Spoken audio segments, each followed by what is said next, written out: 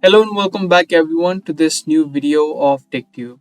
In this video, I'm going to show you the process of signing up for Grammarly. For the people who don't know, Grammarly is a typing assistant which helps you with typing. It reviews your spelling, grammar, punctuations, and a few other stuff related to your typing and text. If you're also trying to create a Grammarly account, then make sure you keep watching this video until the end. The website of Grammarly is called grammarly.com, so you'll need to search this up. Or you can also download the app of Grammarly onto your mobile phone. Once you're on the website of Grammarly, you can see an option or a button called Get Grammarly. It's free. You can just click on this button and it's going to take you to the sign up section.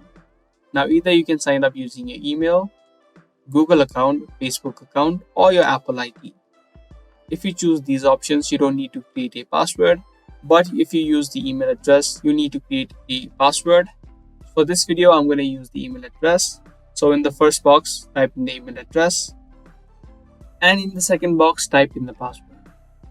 And lastly, you'll also need to type in your name. As I said earlier, if you choose these options, you don't need to type in anything. If you select any of these accounts, your account of Grammarly will be instantly created. Once you type in this information, click on agree and sign up. Now a 6-digit verification code will be sent to the email address that you've added in. You just need to type in the code.